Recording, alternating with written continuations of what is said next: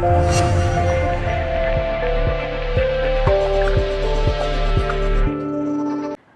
की वीडियो में हम लोग बात करेंगे बौद्ध धर्म के बारे में। बौद्ध धर्म की स्थापना 6वीं शताब्दी में महात्मा बुद्ध के द्वारा भारत में किया गया था। वर्तमान समय में भारत सहित विश्व के विभिन्न देशों में लगभग 50 करोड़ की आबादी निवास करती है जो बौद्ध धर्म को मानती है। दिखाए गए वर्ल्ड मैप में बौद्ध धर्म को मानने वाले देशों को विशेष रूप से सूचित किया गया है। पूरे विश्व में सर्वाधिक बौद्ध संप्रदाय को मानने वाले लोगों में प्रतिशत के अनुसार कंबोडिया में रहते हैं, जहां की कुल जनसंख्या का 96% लोग बौद्ध धर्म को मानते हैं। वहीं सर्वाधिक संख्या में चीन में निवास करती है। बौद्ध धर्म पूरे विश्व में माने जाने वाला 5वां सबसे बड़ा धर्म है, जो पूरे विश्व की आबादी का लगभग 6.6% है। अब बात करते हैं हम लोग गौतम बुद्ध के बारे में। गौतम बुद्ध का जन्म 563 ईसा पूर्व में बैसाख पूर्णिमा के दिन शाक्य कुल की राजधानी कपिलवस्तु, वर्तमान उत्तर प्रदेश के निकट लुम्बिनी वन, नेपाल के निकट में हुआ था। गौतम बुद्ध के पिता शुद्धोधन कपिलवस्तु, वर्तमान उत्तर प्रदेश के राजा थे और गौतम बुद्ध की माता महामाया कोलीय वंश, नेपाल के राजा की पुत्री थी। जन्म के 7वें दिन ही गौतम बुद्ध की माता महामाया का देहांत हो गया था और उनका पालन पोषण उनकी मौसी यानी महामाया की बहन प्रजापति गौतमी ने किया था। गौतम बुद्ध के बचपन का नाम सिद्धार्थ था। गौतम बुद्ध के बचपन में ही एक मुनि ने गौतम बुद्ध के सन्यासी होने की भविष्यवाणी कर दी थी, जिससे चिंतित होकर पिता शुद्धोधन ने गौतम बुद्ध के लिए 3 महलों का निर्माण करवाया था और सारी सुख सुविधाओं का इंतजाम किया था। इसी कारण गौतम बुद्ध का विवाह बुद्ध चरित्र के अनुसार 16 वर्ष की अवस्था में ही यशोधरा से संपन्न हुआ, जिससे एक पुत्र संतान की प्राप्ति हुई जिसका नाम राहुल था। एक दिन जब गौतम बुद्ध कपिलवस्तु की सैर करने निकलते हैं तब उन्हें 4 दृश्य दिखाई देते हैं। एक बूढ़ा व्यक्ति, एक बीमार व्यक्ति, एक शव और एक सन्यासी। जब गौतम बुद्ध को एक बूढ़ा व्यक्ति दिखाई देता है तब वह अपने सारथी से पूछते हैं, यह कौन है? तब उसके सारथी उन्हें बताते हैं कि यह एक बूढ़ा व्यक्ति है। तब गौतम बुद्ध को ये एहसास होता है कि जीवन का एक पड़ाव बुढ़ापा भी है जो काफ़ी कठिनदायक है। आगे चलने के बाद उन्हें एक बीमार व्यक्ति मिलते हैं, जिन्हें देखकर उन्होंने अपने सारथी से पूछा, यह कौन है? तब उसके सारथी ने उन्हें बताया कि यह बीमार है। तब गौतम बुद्ध को इस बात का एहसास हुआ कि जीवन के एक पड़ाव में इंसान बीमार भी होता है। कुछ दूर चलने के बाद गौतम बुद्ध को एक शव दिखाई देता है। तब गौतम बुद्ध ने अपने सारथी से पूछा, यह क्या है? इस पर उसके सारथी ने जवाब दिया, यह एक शव है और इसके प्राण इसके शरीर से निकल चुका है, इसलिए लोग इसे ले जा रहे हैं।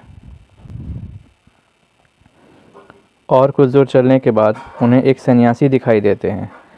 तब उन्होंने अपने सारथी से पूछा, यह कौन है? तब उसके सारथी ने बताया कि यह एक सन्यासी है जो ईश्वर के प्रति ध्यान लगाए बैठे हैं। गौतम बुद्ध को सन्यासी के जीवन को छोड़कर बाकी सभी 3 किसी न किसी तरीके से दुखी थे, जबकि सन्यासी का जीवन सबसे सरल और दुनिया के सभी मोह माया से परे था। तभी से गौतम बुद्ध ने सन्यासी बनने का संकल्प ले लिया। 29 वर्ष की आयु में गौतम बुद्ध ने अपने बचपन के प्रिय घोड़े कंथक या कंठक और सारथी छन्ना को लेकर अपने महल से रात में अपनी पत्नी और पुत्र राहुल को छोड़कर गृह त्याग कर चले गए, जिसे बौद्ध ग्रंथों में महाभिनिष्क्रमण कहा गया है। गृह त्याग के उपरांत गौतम बुद्ध सर्वप्रथम वैशाली में अलार कलाम के आश्रम पहुँचे। वहाँ उन्होंने सांख्य दर्शन की शिक्षा ग्रहण की। इस प्रकार अलार कलाम गौतम बुद्ध के पहले गुरु कहलाए। गौतम बुद्ध को इस बात का एहसास हुआ कि अभी उन्हें और ज्ञान की खोज करनी है।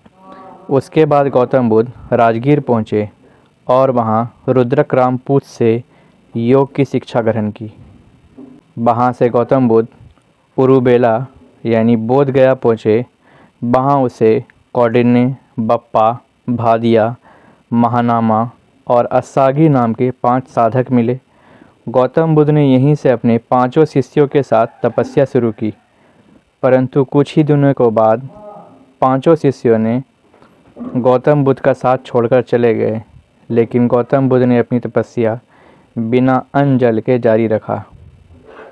कुछ दिन के बाद गौतम बुद्ध को इस बात का एहसास हो गया था कि उन्हें मध्यम मार्ग का रास्ता अपना लेना चाहिए। तभी एक दिन सुजाता नाम की स्त्री ने गौतम बुद्ध को खीर खाने को दिया और कहा कि मुझे पुत्र धन की प्राप्ति हुई है और इस खीर को आप भी खा लीजिए, आपकी भी मनोकामना पूरी होगी। उसी बैसाख पूर्णिमा की रात में 35 वर्ष की आयु में गौतम बुद्ध को बोध गया में निरंजना नदी या फाल्गु नदी के किनारे पीपल के वृक्ष के नीचे ज्ञान की प्राप्ति हुई, जिसे बौद्ध ग्रंथों में निर्वाण कहा गया है। गौतम बुद्ध उसी दिन से महात्मा बुद्ध के नाम से जाने गए। जिस वृक्ष के नीचे ज्ञान की प्राप्ति हुई उसे बोधि वृक्ष कहा गया। ज्ञान प्राप्ति के बाद महात्मा बुद्ध ने सारनाथ, वर्तमान उत्तर प्रदेश में अपना पहला उपदेश दिया, जिसे बौद्ध ग्रंथों में धर्म चक्र परिवर्तन कहा गया है। महात्मा बुद्ध ने अपने उपदेश पाली भाषा में दिया था, जो उस समय के आम जनता की भाषा थी।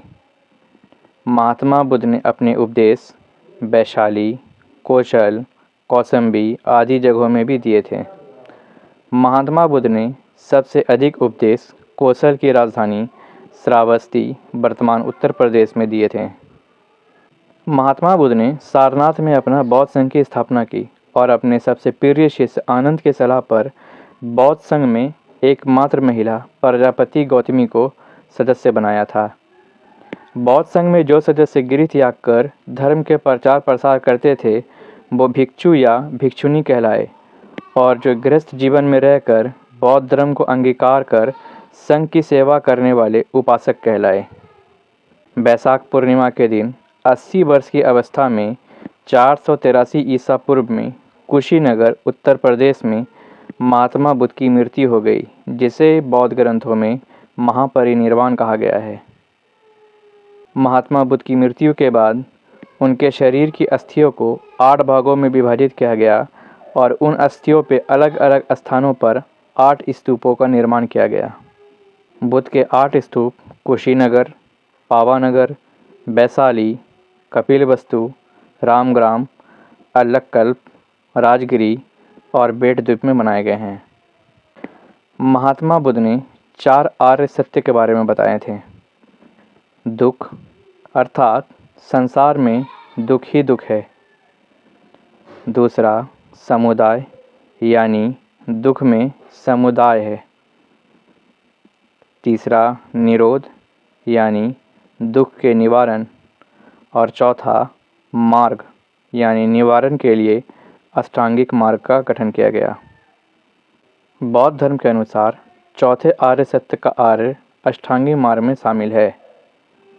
साम्यक दृष्टि, साम्यक संकल्प, साम्यक वाक, साम्यक कर्म, साम्यक जीविका, साम्यक व्यायाम, साम्यक स्मृति, साम्यक समाधि, ये अष्टांगिक मार्ग कहलाते हैं।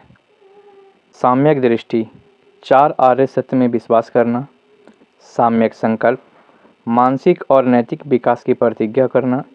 साम्यक वाक हानिकारक बातें और झूठ ना बोलना। साम्यक कर्म हानिकारक कर्म ना करना। साम्यक जीविका कोई भी अस्पष्टता या अस्पष्टता हानिकारक व्यापार ना करना। साम्यक व्यायाम अपने आप सुधार करने की कोशिश। साम्यक स्मृति स्पष्ट ज्ञान से देखने की मानसिक योग्यता पाने की कोशिश करना। साम्यक समाधि निर्वाण पाकर स्वयं की मुक्ति होना। बौद्ध धर्म के त्रिरत्न बुद्ध, धम्म और संघ, ये बौद्ध धर्म के त्रिरत्न कहलाते हैं।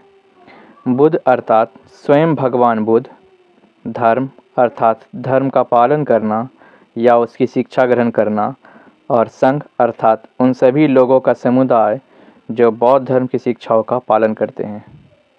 बौद्ध धर्म के प्रमुख चिन्ह। जन्म। इसका चिन्ह कमल एवं साँड़ है। गृह त्याग, जिसे महाभिनिष्क्रमण कहा जाता है, इसका चिन्ह घोड़ा है। ज्ञान की प्राप्ति, जिसे निर्वाण कहा जाता है, इसका चिन्ह पीपल या बोधि वृक्ष है। प्रवचन यानी धर्म चक्र परिवर्तन, इसका चिन्ह चक्र है। मृत्यु या महापरिनिर्वाण, इसका चिन्ह स्तूप है। और गौतम बुद्ध के गर्भ में आने का प्रतीक, इसका चिन्ह हाथी है। गौतम बुद्ध की मृत्यु के बाद बौद्ध संगीतियों का आयोजन किया गया था। तो बौद्ध संगीति किसे कहते हैं? गौतम बुद्ध की मृत्यु के उपरांत उनके शिक्षाओं के पालन और संग्रह के लिए सम्मेलन का आयोजित किया जाता था, जिसे ही बौद्ध संगीति कहा गया है। बौद्ध धर्म में कुल 4 संगीतियों का उल्लेख मिलता है। प्रथम बौद्ध संगीति। प्रथम बौद्ध संगीति का आयोजन हर्यक वंश के राजा अजातशत्रु के शासनकाल में 483 ईसा पूर्व में राजगृह में आयोजित किया गया था। इस संगीति की अध्यक्षता एक बौद्ध भिक्षु महाकश्यप के द्वारा किया गया था। प्रथम बौद्ध संगीति में 2 महत्वपूर्ण कार्य किए गए थे। पहला कार्य सुत्त पिटक का संकलन किया गया था आनंद के द्वारा, और दूसरा कार्य विनय पिटक का संकलन किया गया था उपाली के द्वारा। आनंद और उपाली दोनों गौतम बुद्ध के शिष्य थे। द्वितीय बौद्ध संगीति। द्वितीय बौद्ध संगीति का आयोजन शिशुनाग वंश के शासक कालाशोक के शासनकाल में 383 ईसा पूर्व में वैशाली में आयोजित किया गया था। इस संगीति की अध्यक्षता सावाकामी के द्वारा किया गया था। द्वितीय बौद्ध संगीति में बौद्ध धर्म महासंधिक और स्थाविरवाद में विभाजित हो गया था। महासंधिक का नेतृत्व महाकश्यप और स्थिरवाद का नेतृत्व महाकच्चायन के द्वारा किया गया था।